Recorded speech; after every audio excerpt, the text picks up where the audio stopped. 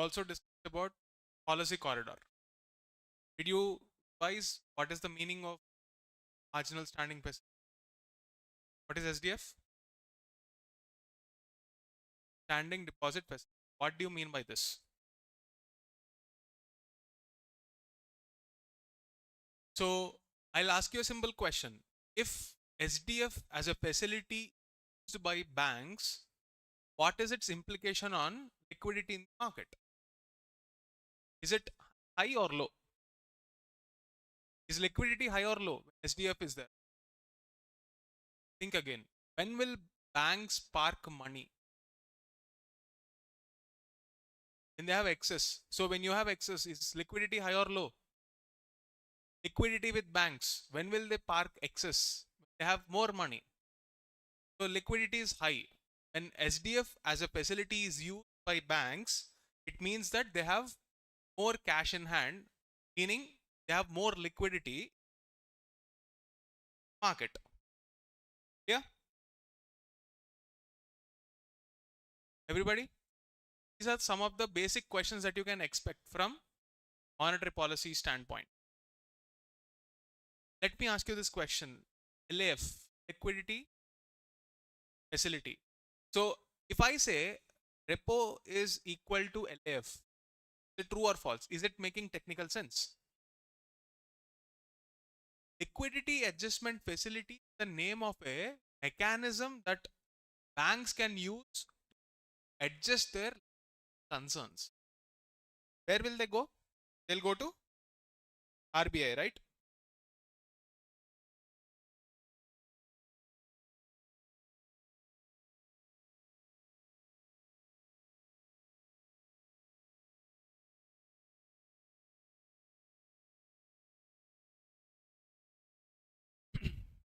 So when you are talking about conditions in the market, basically the mechanism that RBI uses to inject money into the market. Yesterday we were discussing how we cannot indefinitely print money and expect inflation not to rise. This takes us back to the original premise why inflation was across the world. Because all the economies were printing indiscriminately and raising the debt while of saw the anomaly of Japan. Despite injecting 3% of GDP in their economy that one fiscal year, they still managed to contain the inflation, which shows that the structure of Japanese economy is quite different when you compare it to an economy like India. Do you remember the reasons? What are the reasons for Japanese economy and the structure of Japanese economy not have such high debt? Inflation, I mean. First is demography. Not buy stuff that they don't need. And whatever gap was pending in that economy, that liquidity injection has solved that. And despite that, there is no inflation. So when you look at an example of Japan and compare it with the scenario, like apples and oranges, both are two different ball games. Structure of economies. When I say structure, simply means where are we spending money? How are we procuring that money? And how quick is the money dating? Rotation of money in an economy is important or not? What is the implication of velocity of money slowing down? When money is not exchanging hands, what does it mean? Economy is slowing down. Why will it not exchange? When people have the core desire to spend money. So the GDP component.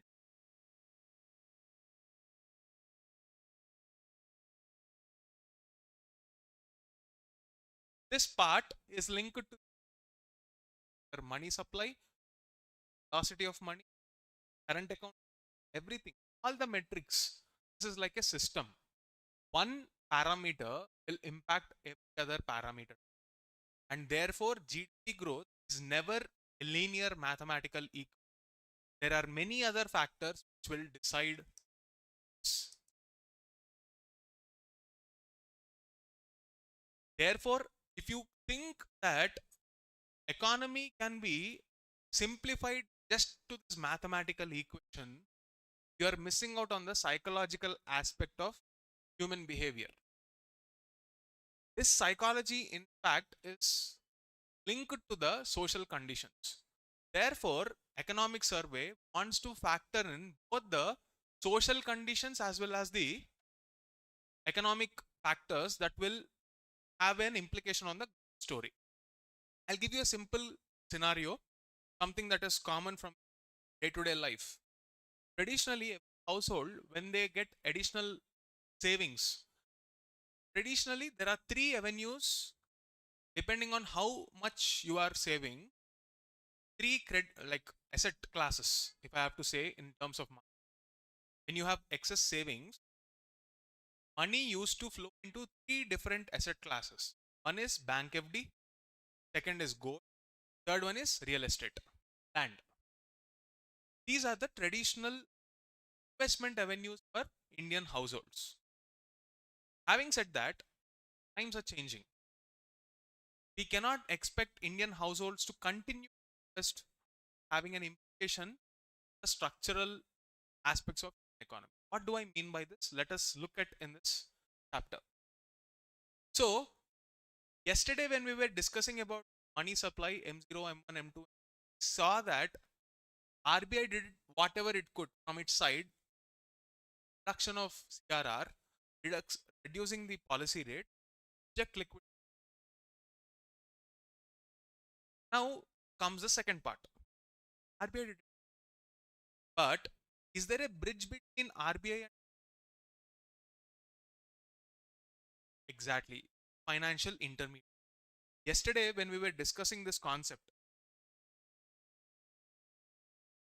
you are a depositor. There is a bank like SBI. There is another person who is taking a loan from SBI. We saw this entire mechanism, and the key role played by financial institutions, therefore, is credit growth, credit creation.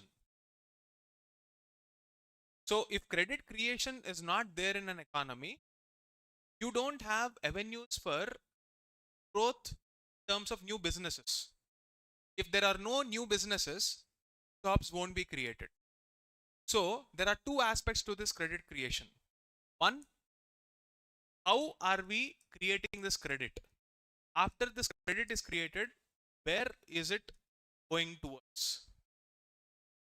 And third aspect is how much? And finally, at what cost? Because when you are taking credit, you will obviously have to pay up interest. All these questions in an economy will be addressed by looking at the liquidity conditions in the market. This is what the survey says. Take a look at it. Survey here talks about a series of measures taken by RBI increase liquidity in the market. Why is RBI bothered about liquidity? Why not just focus on the policy rates? Any logical answer? It's linked to inflation. Even if inflation is under control, then what? Why are we still injecting liquidity in the market?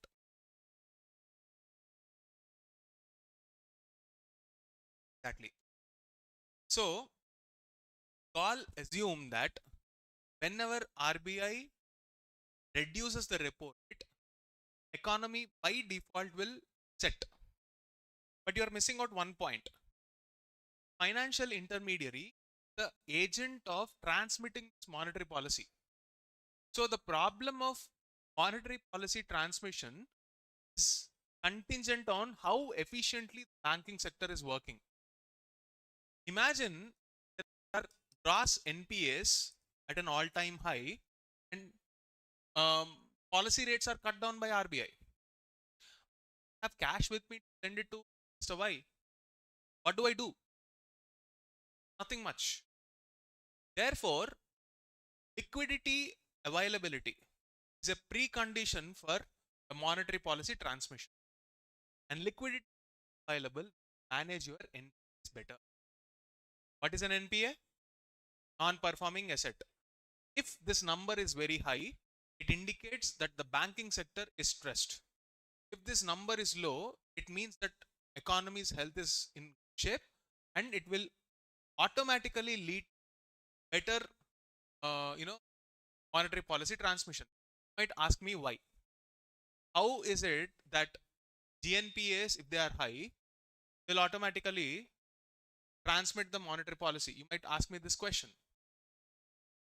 Simply, if SBI is not giving loans at a low cost, maybe an IDFC, ICSC, ICICI or HDFC, a private competitor, will come into the picture and give better loan. If SBI is charging 10% and our repo rate is just 5%, HDFC might come into the say I'll give it at 7% or 8%. Why? Because there is no risk involved. Rather than providing the customer completely, even the 3%, 2% difference, even if you're letting it go, you're getting a new customer, right? So let me ask you this question. I'll make a statement. Tell me if it's true or false. Banks will always try to keep their cash flows as minimal as cash reserves as minimal as possible. Yes, true or false? How many of you think it's false? If banks are sitting with money, they're doing pretty bad business. Banks should try to creating that money. They cannot sit with, cannot keep the money idle, especially if you're in a banking business, because that is the raw material which you are working. And when you're keeping it, there is also a risk. A bank should manage two things. Outflow should always be at maximum, and the cash flow, that is when a customer, let's say X, comes and asks, I want my money back, at any given point of time, SBI should be in a position to get the money and give it to him. Right? Cash flow is a problem, and keeping the reserves to him is also concern for every financial intermediary, not just banks. Who are these financial intermediaries? Banks, non-banks, markets, all the neo digital intermediaries like fintech, cred, all the other apps which are giving this micro loans, and also your Mint or something, a new app is giving loans to Gen Z to buy clothes or something. Snapmint or something. New startup came into the. Okay, so all these financial intermediaries are actually increasing the access to finance, whether it is for consumption or whether it is for investment. Okay, so this is the broader picture. The situation was drastically different in 2018, and now after 2018 we are seeing a phase. You remember I was talking about the growth rate of Indian economy 2019, and is an abysmal 5.5%. Back then in the 70s and 80s there was a discussion on so-called Hindu rate of growth, where Indian 5%. So many articles started criticizing the government, saying that we are back to square one. We are seeing this new. It is in that context, make things worse. It hit.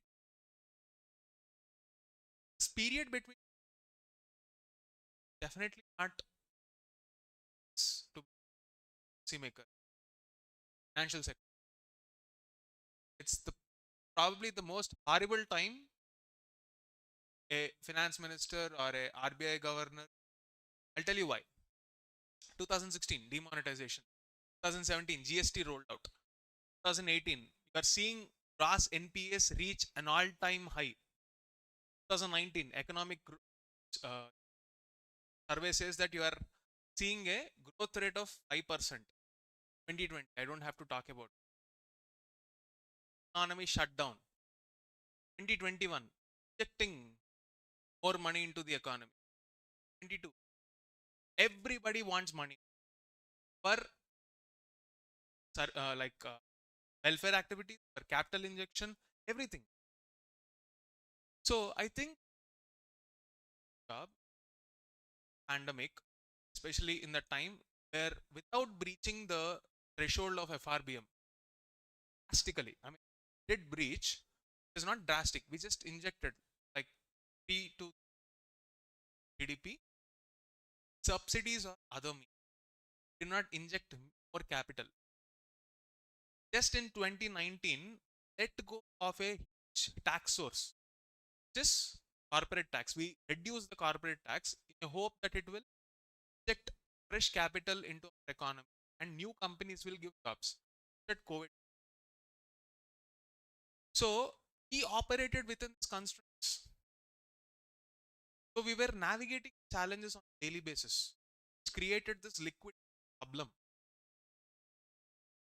Despite this, that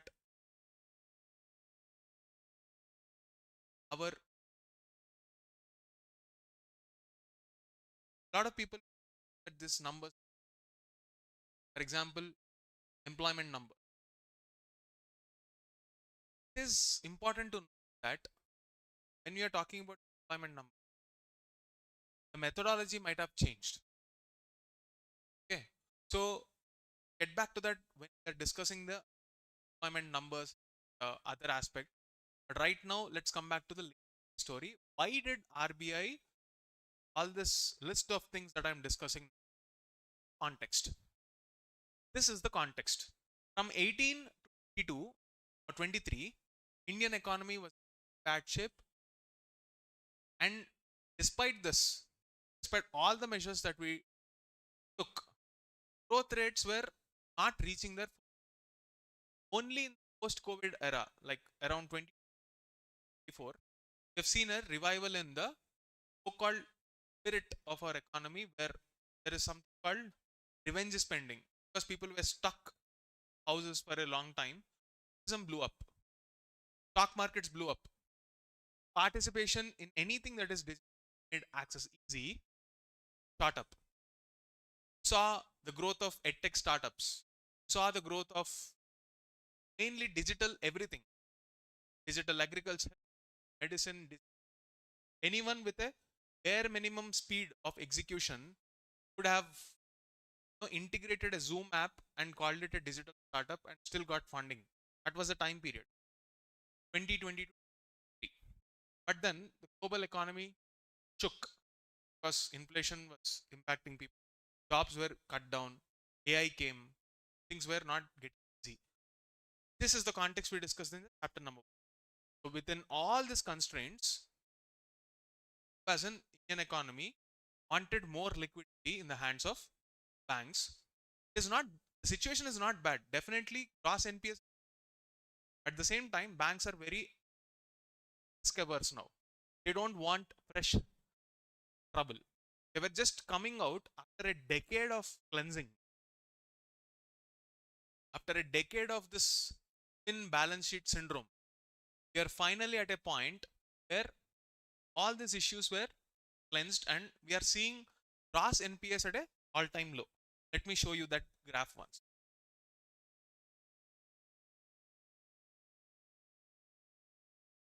See here.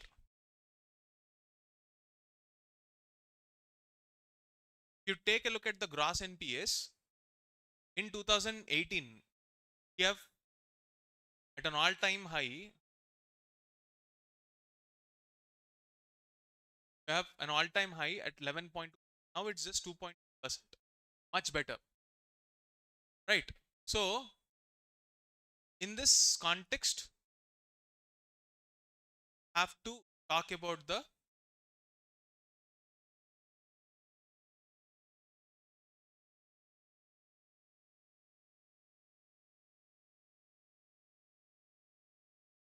right. What did RBI do in this context? Firstly, it reduced the points. Then there is something called open market. What do you mean by open market operation? Why do you think RBI does open market operation?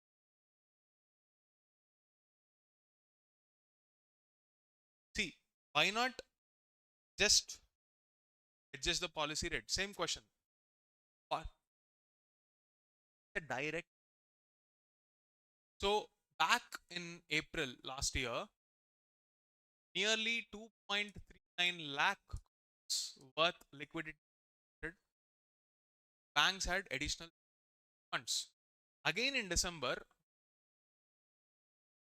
1 lakh crore worth of bonds got more cash was there. This is supposed to be a measure taken by RBI, but you need a proof that it is actually reflecting on the bank's balance sheet. Here is where you will look at the net liquidity adjustment facility situation. So, what do you mean by net liquidity adjustment? For this, if you have to understand, there is a concept called call rate, money market. Let me explain that. Consider banks, bank A, bank B. Usually, banks will try to keep their cash flow to minimum because they want to circulate it. But it is also possible that temporarily there will be a cash flow adjustment. So bank A will be like, hey, can you just give me one crore? I'll give it back to you in a span of 10 days. So the maximum time period that you can is as of now, as per RBI, 15 days. Short term. Short term means 15 days.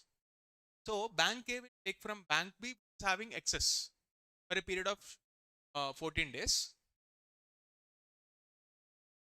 Okay. The rate at which this bank borrows is called call rate, money market. Okay. This market is called money market.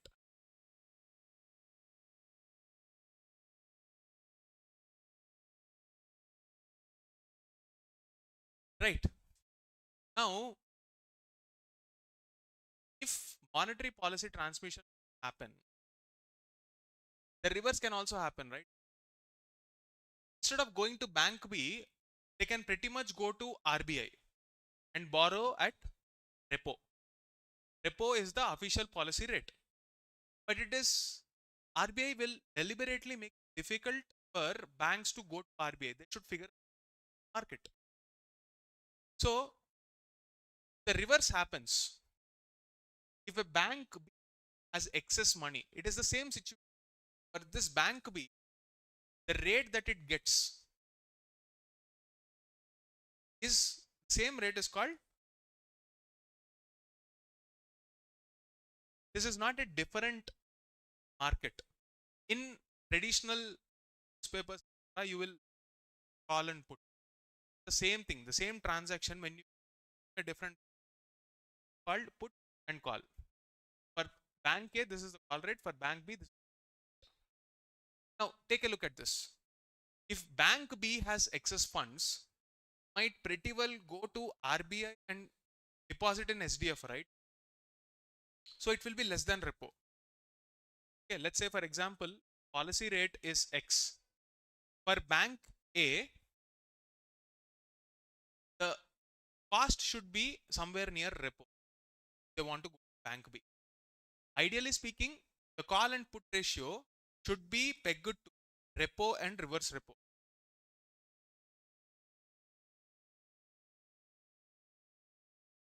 Are you following me? I'll repeat. Ideally speaking, if I have an option to operate with bank or go to RBI, RBI wants to make sure that these banks are figuring out the headache themselves. So they have this so-called call rate and put rate. Ideally speaking, the call rate should be the same as repo. Otherwise, they will take that extra step and come to RBI only, which RBI doesn't want.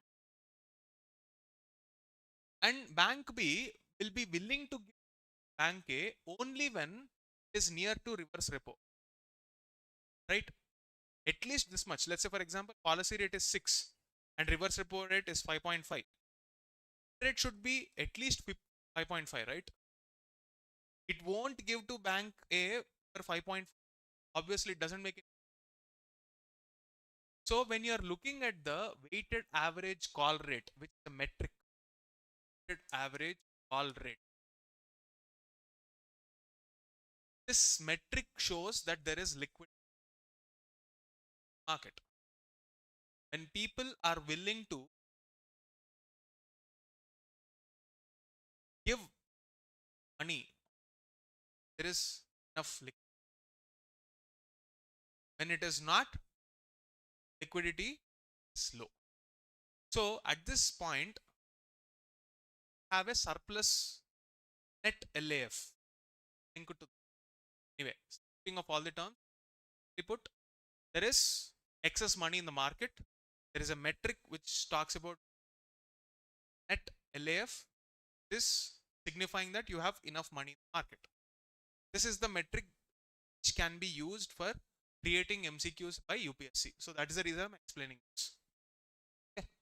Now, same way, if you are a banker and you want to ensure that whatever policies that are created by RBI, by Monetary Policy Committee, are transmitted to the consumer or the customers, there should be another rate that is called weighted average lending rate. But see, so these two concepts, WACR and WALR, will be important.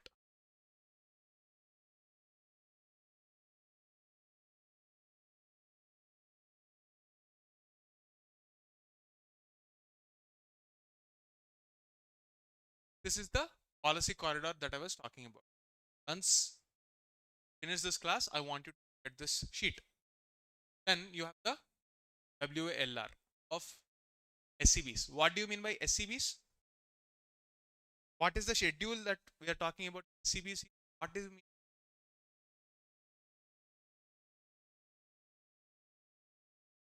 Yes, there is something called RBI Act, and within that there is a schedule which will have a list of banks which should comply with certain capital. Here, are you all with me? When you, what do you mean by capital? What is the capital? Discuss now. Concepts. Okay. Basically, we're talking about liquidity. Again, quick recap. I know this is a bit technical. I'm going slow. We are talking about different aspects here when we are talking about monetary policy. One is about the series of that are available with RBI, namely the qualitative and quantitative to adjust the policy rates so that they can manage inflation. Just by managing inflation, you cannot expect that policy rates to be transmitted. Policy rates transmission depends on the liquidity available in the market. That is, how quick you can change cash. So, for liquidity management, we are focused on a series of measures taken by RBI directly, namely in market operations and also dollar swap. So, if there are excess dollars either with RBI or with the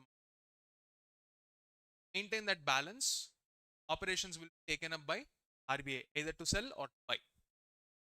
So he was injected into the market by absorbing some. This is one more matter. Why are banks being participant of all this? Like, why is RBI taking a policy? Because RBI wants, government wants policy rate transmitted to customers. Why does it want? The interest rate should come down. Only when the interest rate comes, cost of capital comes down, they will be able to do better business. That will lead to jobs. Am I clear, everybody? We're talking about different things. Policy, policy transmission. Okay, interest rates, interest rate, liquidity adjustment, monetary policy. Clear? Are you all with me? Forward.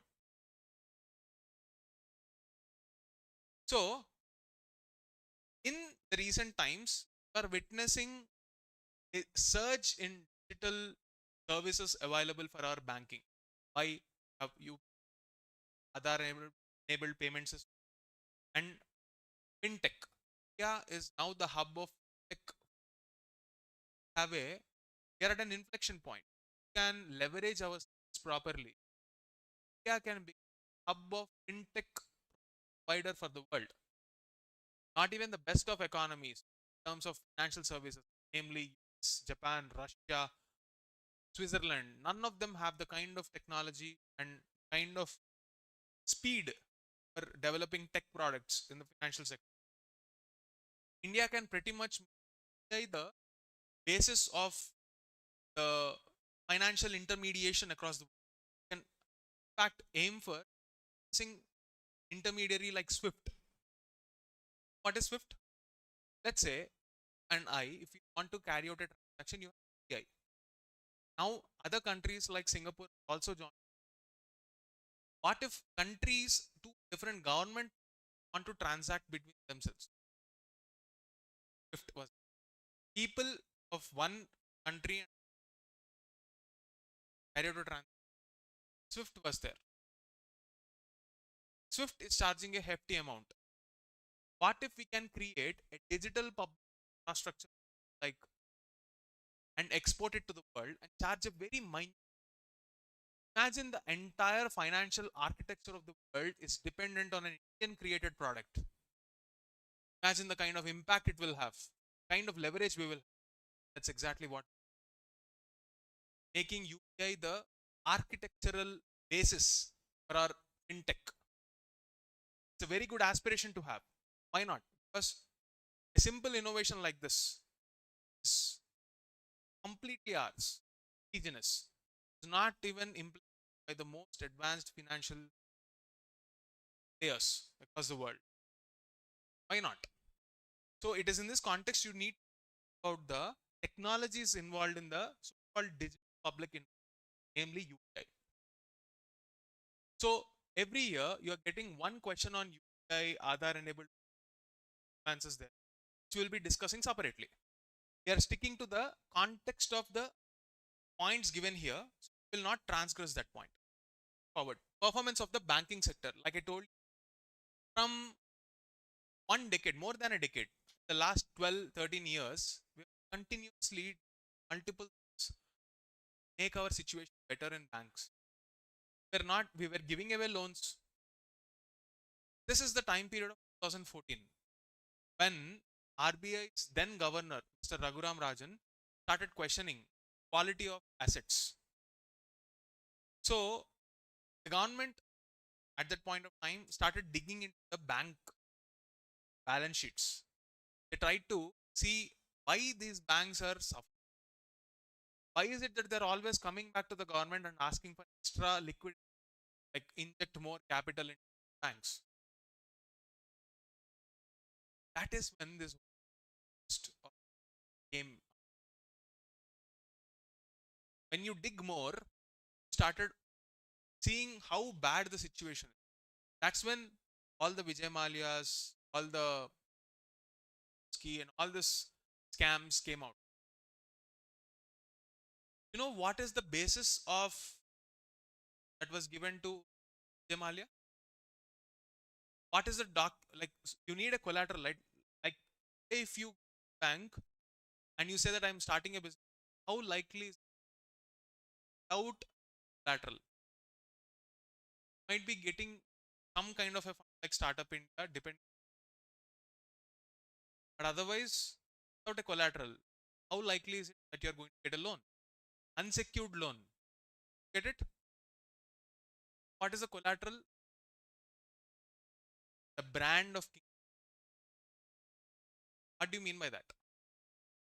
That logo, flying logo, or is it the what? It is different. The valuation is the game here. I'll tell you a similar parallel story. You might feel like, why am I transgressing? Context is important. Do you know how much is Elon Musk worth? Some trillions. Technically, it's worthless. He has no money. The stocks that are in the name of Elon Musk are Let's say, I'll show you. Let's say Mr. Musk has some shares in Tesla, which are worth something. Technically, since he is working for Tesla, he should take some salary, right? Apparently, they don't. They don't take salaries because you taxed on your salary.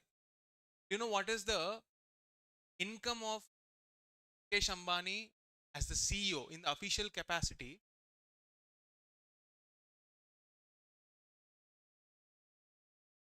Charges 1 rupee as a salary. So how do these people make a living? They will use the shares of Tesla as a collateral, and policy is in such a way that you will be taxed on income that is not yet real. So when you are buying Twitter, like X, roughly around 40, 30, 40 billion. So what Musk did, he went to a bank and that, boss, I don't have money, but I have Tesla shares. If something goes wrong, if Tesla is a loan. If not, don't give me. So banks were okay to take a bet on Tesla. Said that okay, you want some loan, right? I am using Tesla shares. I'm giving you of 40 billion. He took that money and bought X and fired the entire team. So technically, we're saying that I can't use Tesla shares tax. I can use them by Twitter. This is the asymmetry that you, and this is how things operate. It's not just specific to US, because these people are taking extraordinary risk. So governments support them by keeping this kind of policies. They're forced to spend money. Like every company can reduce their tax by. That is why you see in the corporate trying to upgrade vehicle, etc. Will incur a cost. That is how consumption led, especially in the high net worth, happen. Why is this linked to Indian economy? So this is the time period where all our loans are forced on corporates. Either government is taking the loan or big corporates are not getting a loan. SMEs, agriculture sector, farmers, even the non-farm sector. Say you want to start a mechanic shop in like a tractor mechanic shop. It's not easy to get credit. It's not easy to get bike loan. This was the scenario back in 2007 when investment part is very high. So this concentration of risk in a few corporates and few PSUs extremely problematic for. Fast forward, a slew of measures were taken in insolvency, bankruptcy, asking the PSUs to function efficiently. Otherwise, government threatened with disinvestment. Like I'll sell it, show profit. It worked. The National Monetization Pipeline, Gati Shakti Master Plan, even though sound very grand, people in PSUs were extremely scared that they'll lose. It brought out so the inefficiencies in economy. They started make any economy better. You have started the financial intermediate. Indian financial intermediate have two problems. One, banks, lack of market depth. Like normal people like you and I, we don't trust the markets. Talk to your parents and they're gambling. We in an or gold or real estate. You are never going to go towards share market. If you look at the present prices, you cannot convince them. invest elsewhere. But gold is at an all-time high. Today also there is an article, asset as a gold as an asset, definitely come down. This price cannot be sustained. How much time can investors hold that price? They're not even buying physical gold. They don't even have the position. The price is in ETFs. This is basically a replacement of the sovereign bonds. Don't have physical gold. If you have physical gold, that's a different. Gold is not available. So the prices are bound to after a point. They're going to correct marginal extent. I'm not saying they'll come back to pre-COVID era. They'll definitely come down. But here is where you have to understand how this NPA as a concept, our Indian economy. Take a look at the outstanding credit of scheduled commercial bank. Why are we focusing on SCB? Because these are the banks which are too large scale, will have a ripple. Take a look at the credit here. Generally, national markets, if credit is beyond 20%, it is considered a not so healthy sign. It's a thumb rule, specific logic to it. Historical patterns say that if credit is increasing beyond this 20%, dangerous. So it was tapered down and now we are at 11.5% credit growth. It's decent. So what is the implication here? Credit is growing. It is not stopping. Gross NPS came down, which means banking sector's health is getting better. Second, it also means that money is now getting diverted multiple, not getting single sector. What are the multiple avenues? Let us see. You take a look at the scenario here. You will notice how MSMEs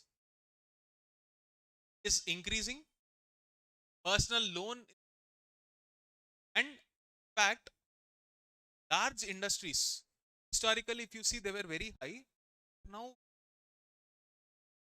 can you tell me one possible explanation how they are sustaining, especially the larger companies like Reliance, Adani's, Tata's? They're not taking loans from banks. Market, IPO, IPO.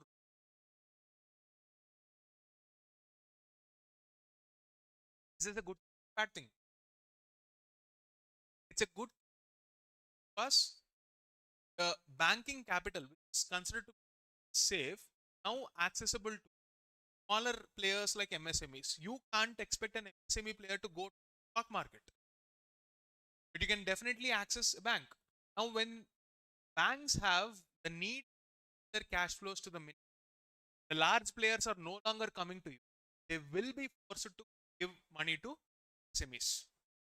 They will be forced to agriculture. At the bottom layer, you have regional banks, which were historically extremely corrupt and take a look at this. This is the next sector that was discussed. I'll get back to them, but before we till that point, you have to understand the implication here. So, land, labor, capital, enterprise. These are the factors of production. Always talk about factor market. We talk about land reform, a explicit line in the economy syllabus GS3. Then what about land labor reforms? 29 labor codes are now consolidated, unified under 4. Third one, capital market reforms. What are the various ways in which you can get market? First place is banks. Second is markets, equities. Third is debt market. Like not just your traditional banks, debt can also be raised from market through bonds, corporate bond market. You are seeing many startups which are raising this corporate bonds and generating return for its investment. And fourth is insurance sector. And out of all of this, a prerequisite for this to happen is financial inclusion, Pradhan Mantri, everybody part of the formal economy. Next, land, labor, capital, enterprise. Talking about enterprise, if you take a look at the trends in the last few years, a decade and more, it's the most basic issues in our economy. That's how difficult it is to create this change. So that aspect of structural reforms in our economy.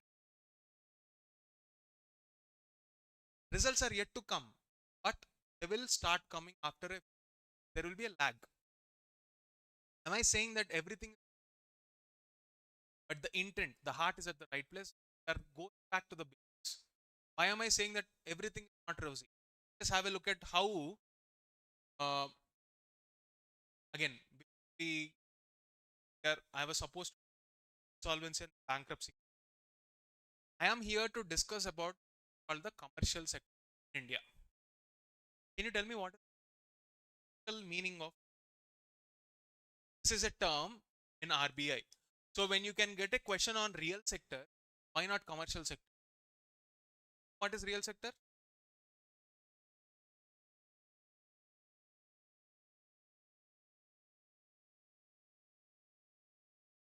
Let's I tell me to what is the meaning and which year had this question. Commercial sector means anything that is not. Let me ask you a question. Is PSU includes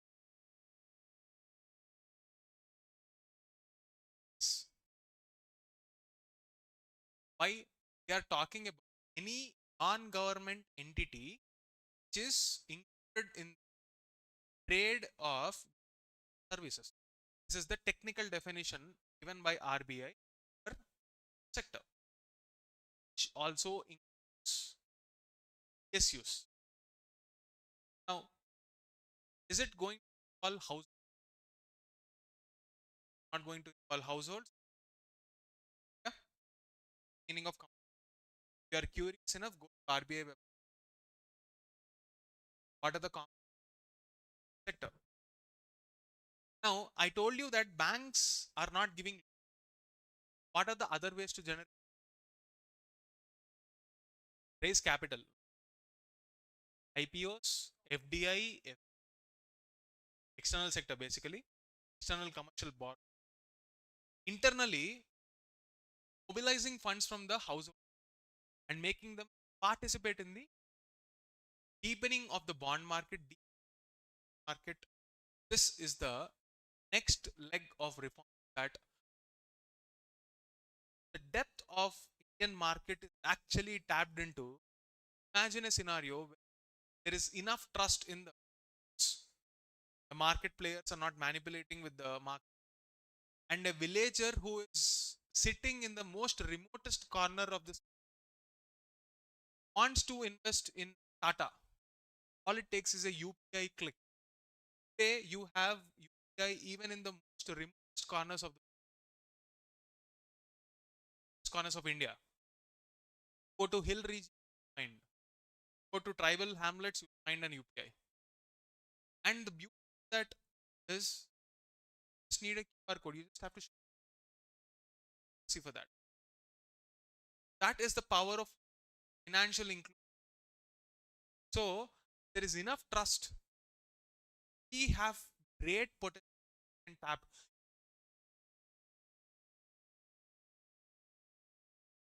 Number of accounts correspond to roughly 3% of the taxpayers. Just 3%. And if that is the depth of Indian market at just 3%, imagine 140 Indians, either minors and majors, together, it enough for them to save at least 1 rupee a day. Imagine the impact that can have. That's the next leg of reforms.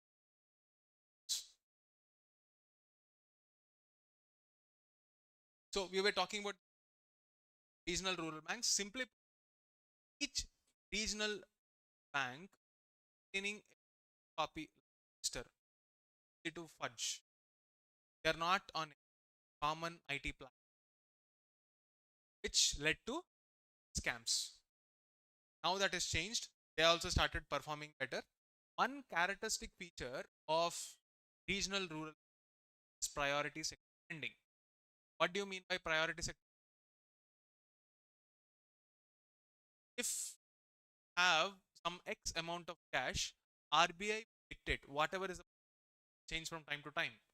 That percentage of money we own invested in the sector, because the very intent with they are created to support the, yeah. So when efficiency comes about in RRBs, they're consolidated, accelerated, and NPS came down. They are spending that performance of RRBs. You will see that situations got better. Now there is this concept of CRAR which we have to discuss. Capital risk adequacy ratio. We'll discuss this one concept. We move forward, and I will close it now. So this is an extremely important chapter for your prelims. So I will be going very slow. I will be explaining the concepts. Guys, watch the video once again if you and go back to economic survey and your basic classes. You will not get any question wrong in economics. Yeah.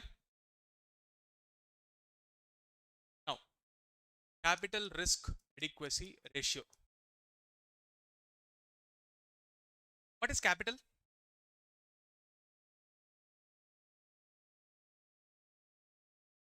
Capital means the initial investment that you have to come up with.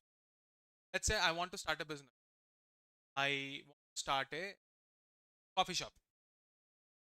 I have to invest some money, buy furniture, raw material, C's, etc., which will, let's say, cost you some 10 lakhs initial investment. That initial investment. Now, why is this important? Say, whatever this money X. Why is this important? Because without capital, someone else's money is being played with. Right? So, any entrepreneur, it's basic funda that some capital should be brought forth. You have to generate that capital.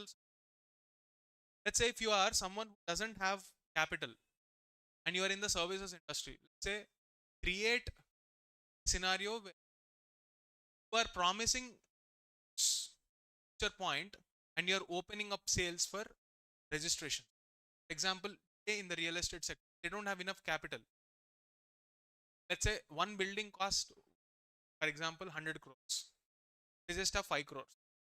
They'll lay the foundation, the rest 2 crores, market it and say that come quickly, otherwise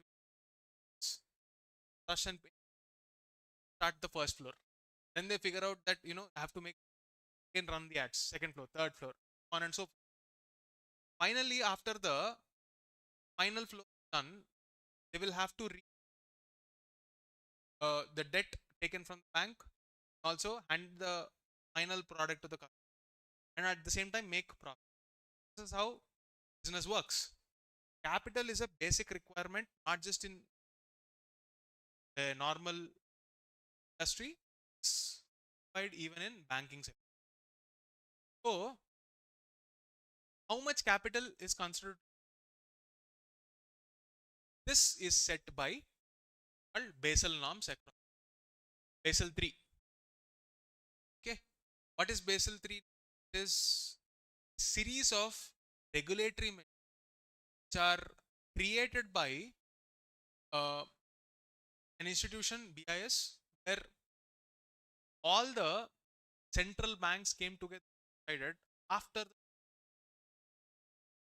let us make some rules. Let's make rules in such a way that the situation will not happen again.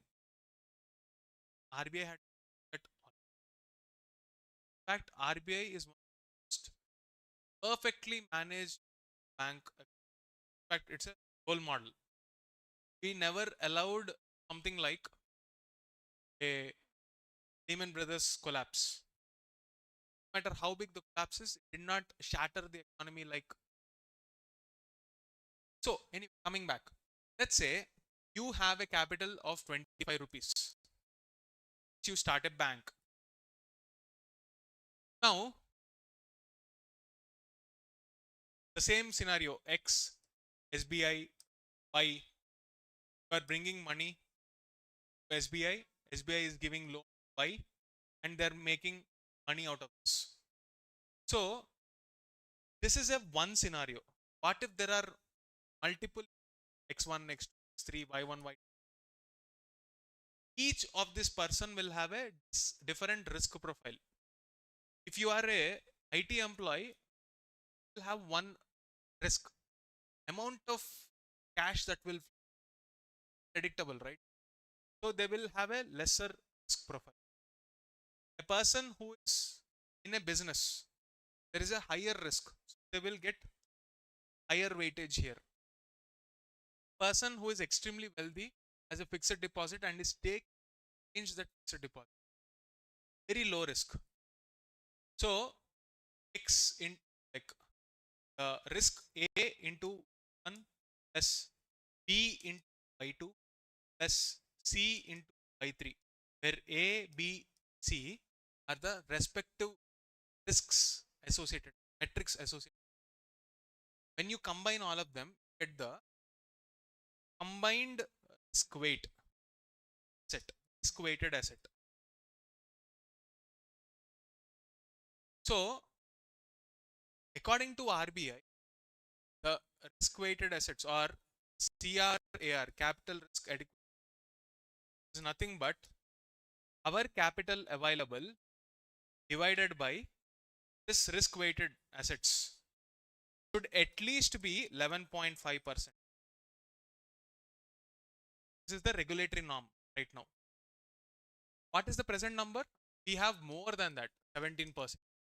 Thanks to gross NPAs coming down significantly from 11.2%. Imagine again this will start rising. You have 25 rupees capital, right?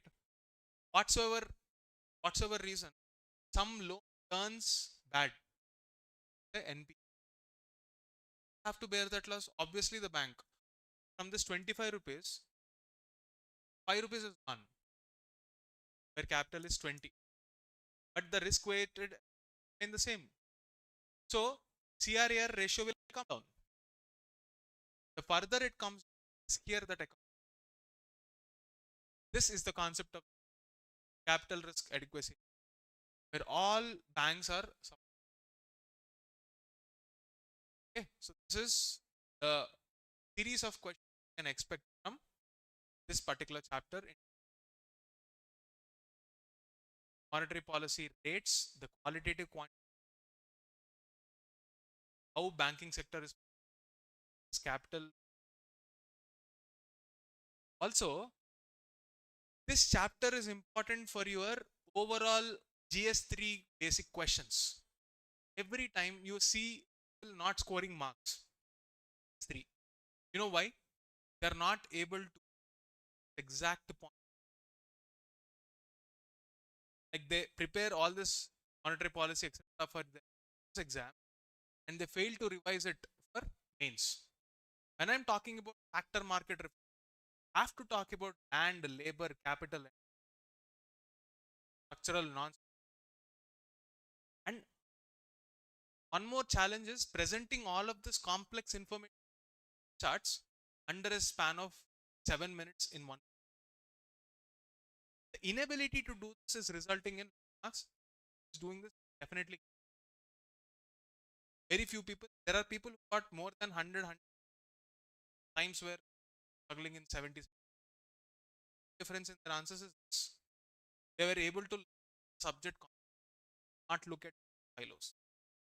Don't create templates which are based 2018. Learn to look at the policy document, latest ones. Government updates their. So should you. Failure so will obviously result in low marks. Even if there is an intent that difference, candidates. That's it for the day. Thank you.